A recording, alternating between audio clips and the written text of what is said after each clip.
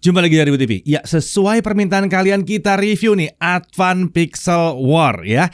Ini adalah laptop gaming pertama dari Advan. Harganya ternyata cukup murah untuk speknya, 10,9 juta rupiah. Prosesornya pakai AMD Ryzen 6000H series dengan basis Zen 3 Plus di sini. Disk GPU-nya udah pakai Radeon RX 6000M yang berbasis RDNA 2 ya. RAM-nya langsung 16GB LPDDR5 6400MHz dual channel. Storage-nya setengah terabyte dan masih bisa ditambah dengan slot untuk SSD kedua. Layar 16 inch, 2,5K, 120Hz, IPS, dan udah support AMD FreeSync. Jadi apakah yang salah satu ini juga termasuk yang salah pasang harga seperti Advan Work Plus? Mari kita bahas.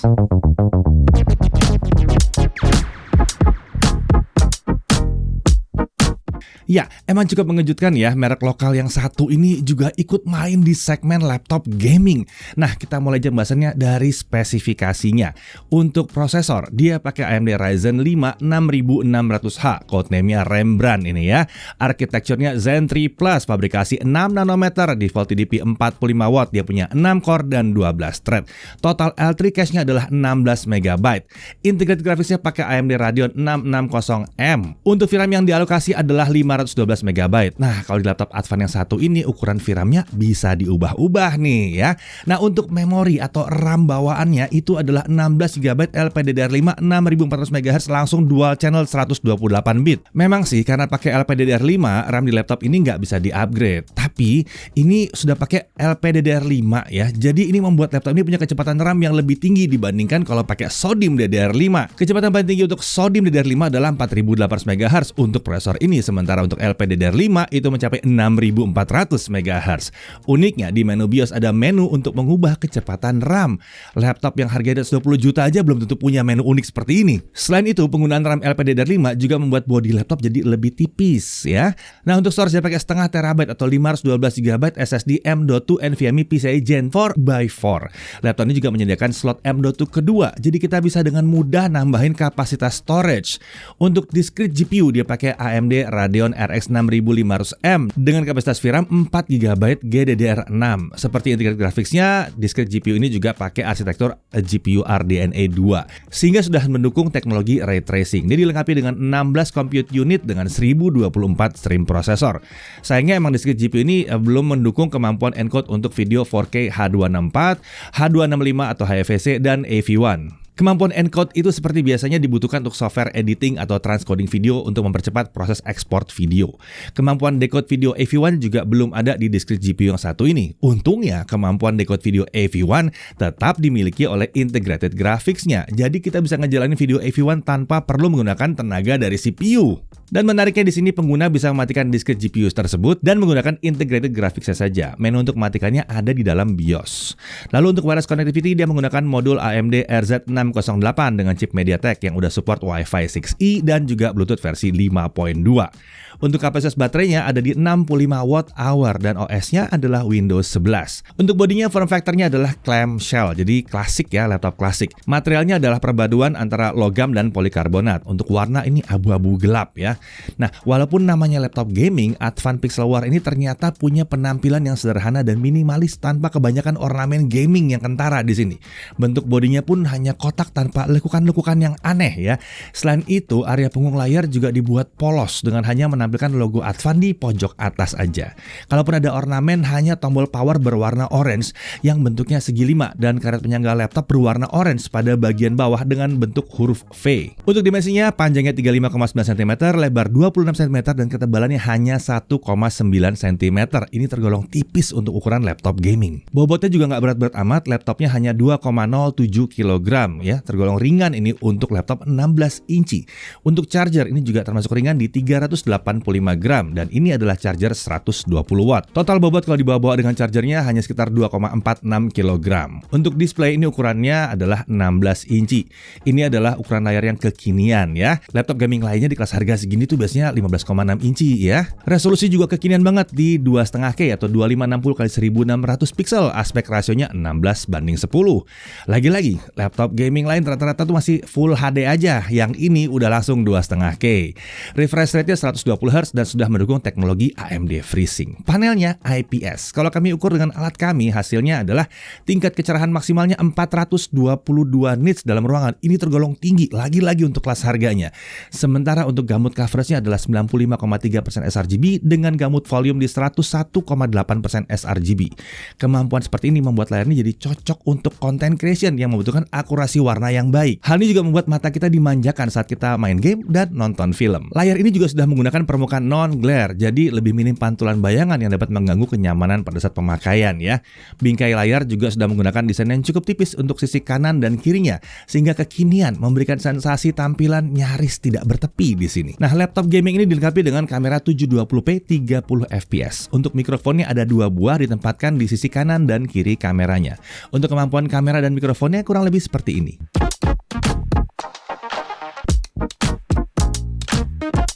Ya, bisa dilihat di belakang saya jalanan lagi ramai sekali oleh kendaraan. Jadi di sini bising sekali.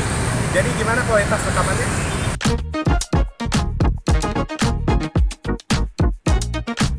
Ya, bisa dilihat di belakang saya jalanan lagi ramai sekali oleh kendaraan. Jadi di sini bising sekali. Jadi gimana kualitas rekamannya? Ya, rekaman ini dibuat dengan menggunakan kamera dan mikrofon yang ada di laptop gaming Advan Pixelwar. Jadi gimana kualitasnya? Gimana? Oke lah ya. Ingat harganya dan kemampuannya ya. Untuk audio, laptop ini dilengkapi dengan 2 buah speaker dengan arah keluaran suara ke alas laptop. Untuk kelas harganya, suara yang dihasilkan tergolong lantang ini sebetulnya. Sementara untuk kualitasnya masih terasa mungkin masih belum begitu hebat-hebat banget. Tapi lagi-lagi kita harus ingat harganya dan kemampuannya lagi ya.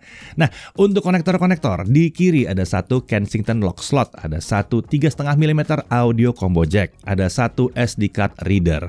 Lalu di kanan ada 2 USB 3.2 Gen 1 yang 5 Gbps. Di bagian belakang masih ada lagi nih, ada 1 Gigabit Ethernet, ada 2 USB-C 3.2 Gen 1 5 Gbps, ada 1 HDMI dan ada 1 DC in. Konektor USB-C di laptop ini juga sudah mendukung display output loh dengan protokol DisplayPort di sini. Nah, untuk keyboard, desain dan tata letak keyboard di laptop ini tergolong normal dengan keycaps chiclet berwarna hitam. Tombol numpad tetap ada di sini, jadi memudahkan input angka dengan cepat saat dibutuhkan. Ukuran tombol panah juga dibuat sama besar dengan tombol lainnya, jadi nyaman untuk digunakan. Tentunya keyboard di laptop gaming ini juga sudah dilengkapi dengan backlit RGB. Untuk mengubah profil warna RGB, cukup tekan tombol function plus F12. Sementara untuk mengatur 2 tingkat kecerahannya, cukup tekan tombol function plus spacebar. Nah, untuk touchpad, posisinya sejajar dan memanjang dari tombol spacebar hingga kontrol yang sebelah kanan.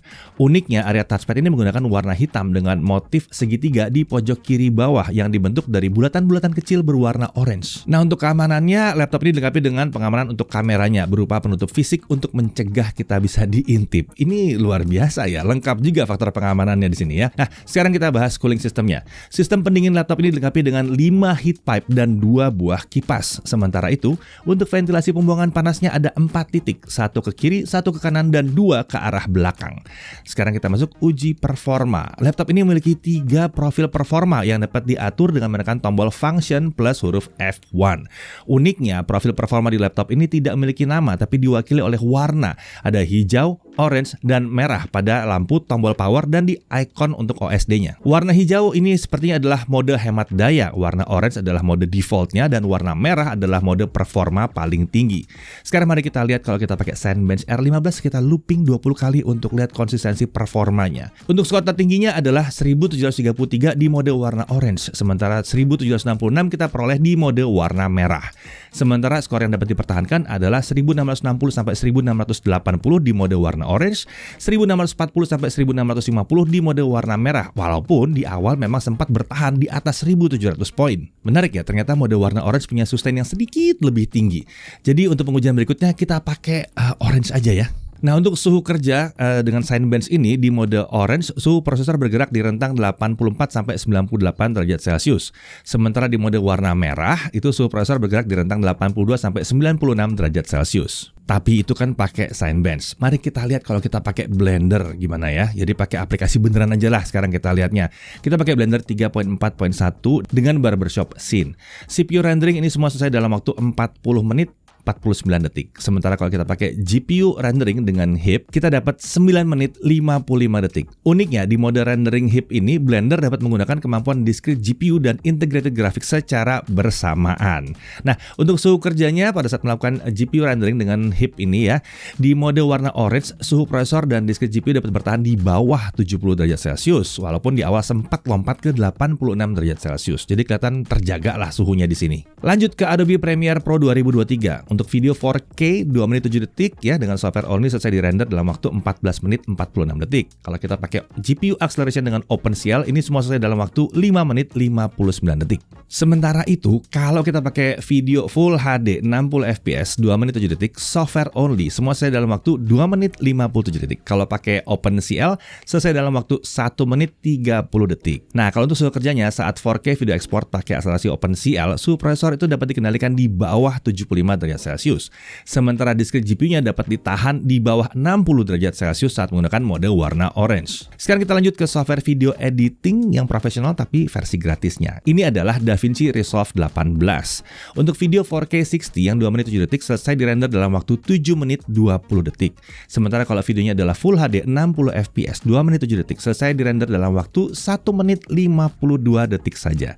Nah, suhu kerjanya pada saat kita melakukan 4K video export, itu suhu prosesor dapat dikendalikan di bawah 80 derajat Celcius, sementara suhu tertinggi disk GPU hanya mencapai 62 derajat Celcius di mode warna orange. Sekarang kita lanjut untuk pengujian GPU testnya. Di 3D Mark Graphics Score untuk Firestrike DirectX 11 kita dapat 14.350 poin. Sementara untuk Time Spy DirectX 12 dia dapat 4.381 poin. Oke, sekarang kita lihat gaming ya langsung ya. Untuk Dota 2 1200p ya, fastest render scale di 100% kita dapat 50 sampai 120 fps.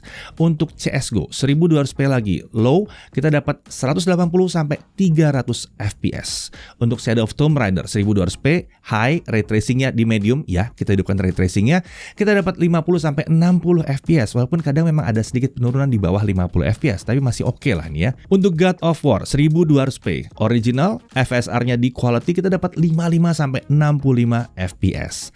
Lanjut ke Hogwarts Legacy, lagi-lagi 1200p medium, ray tracingnya di off aja nih, FSR taruh di quality kita dapat 55 sampai 65 fps. Kemudian untuk Assassin's Creed Valhalla di 1200p medium, kita masih bisa dapat 50 sampai 60 fps. Nah, suhu kerjanya pada saat kita mainkan game yang terakhir ini selama 30 menit, di mode warna orange suhu prosesor ada di kisaran 63 sampai 65 derajat Celcius. Sedangkan suhu disk GPU dapat ditahan di bawah 65 derajat Celcius. Jadi ya aman lah ini ya. Nah, kalau untuk suhu permukaannya selama setengah jam dimainkan, untuk keyboard area paling panas ada di sekitar tombol F8 dengan suhu mencapai 42 derajat Celcius. Sementara untuk di tombol WASD masih aman di bawah 40 derajat Celcius. Beralih ke body, suhu area sebelah atas keyboard itu bisa mencapai 42 derajat Celcius. Tentunya kalau untuk palm rest aman, bahkan di bawah 35 derajat Celcius. Oke, kita lanjut ke storage testnya. Dengan Crystal Disk Mark kita dapatkan bahwa kecepatan bacanya ada di 3472 MB per second dan tulisnya adalah 1655 MB per second. Untuk kelas harganya performa seperti ini udah tergolong kenceng sih ya sebetulnya ya.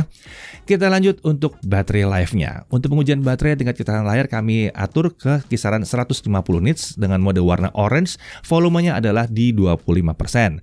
Untuk 1080p local video playback kita masih bisa dapat 8 jam 3 menit. Ini sebetulnya untuk kelas harga dan performanya ini cukup irit. Walaupun sebetulnya agak sedikit berharap dia nyampe 10 jam, tapi 8 jam masih oke lah nih. Oke, sekarang kita coba chargingnya bagaimana. 30 menit pertama, wah ini ajaib sih, udah terisi 72%. Dalam 1 jam dia udah terisi 98%, dan untuk full sampai 100% dia hanya butuh waktu 1 jam 26 menit. Ini kencang banget ngisi baterainya nih ya. Bahkan 100% aja di bawah 1,5 jam. Udah mirip-mirip kayak HP ini sebetulnya. Hebat. Untuk harga udah dibahas di awal ya, bahwa harganya di kisaran 10.999.000. Nah, untuk garansinya dia dapat 1 tahun dari Advan Indonesia. Oke, kita masuk ke hal yang perlu diperhatikan. Pertama, ingat ya, ini RAM-nya udah nggak bisa di-upgrade. Tapi ya emang agak beda sih, karena laptop gaming di kelas harga 10-11 juta rata-rata emang bisa di-upgrade RAM-nya ya. Tapi di sini ya form factor-nya emang tipis dan RAM bawaannya juga udah 16 GB LPDDR5 6400 MHz. Jadi udah oke sih sebetulnya ya. Dan kemudian kemampuan hardware video encode milik discrete GPU-nya ini agak terbatas di sini ya. Tapi kalau kalian nggak ngedit video seharusnya ini bukan jadi masalah. Lagian kalau ngedit video di 1080 60 aja udah kenceng sih sebetulnya yang satu ini. 4K 60 juga masih oke. 4K 30 fps harusnya masih oke lah. Lalu kemudian kita lihat bahwa suhunya agak tinggi kalau softwarenya hanya membebani CPU saja di kondisi 100% terus-menerus. Untungnya kalau kalian cek tadi hasil pengujiannya ya, dengan software-software yang umum digunakan, suhunya masih dalam batas aman. Dari sisi menariknya jelas, ini bodinya tipis dan relatif ringan untuk kelasnya ya. Lalu dia udah menggunakan AMD Ryzen 5 6600H yang udah pakai Zen 3 Plus. Ini udah cukup kencang untuk kelas harganya. Discrete GPU-nya udah pakai basis RDNA 2 juga.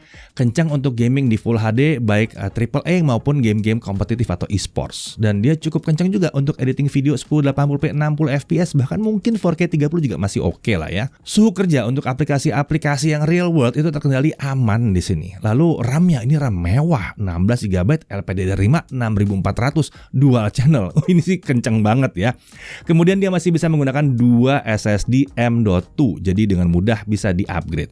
Layar ini juga luar biasa, 2,5K IPS 100% sRGB dan udah support FreeSync.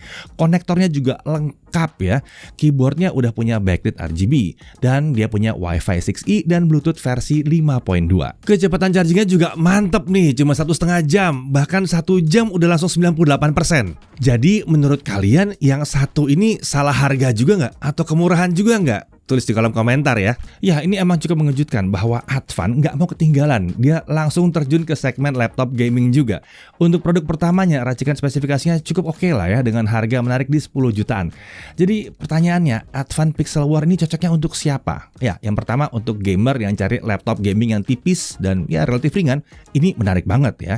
Lalu buat gamer yang cari racikan laptop gaming Ryzen Radeon dengan harga miring, nah ini juga menarik, apalagi performanya oke banget untuk kelas 10 jutaan. Dipakai buat sekolah, kuliah, atau kerja bisa. Apalagi penampilannya nggak kayak laptop gaming ya. Mau dipakai untuk editing video, ini masih kuat juga ya. Asal videonya emang nggak 4K 60 banget ya. 4K 60 juga masih boleh sih sebetulnya ya. Tapi agak sabar aja pada saat renderingnya. Pada saat pengerjaan sih nggak ada masalah di sini.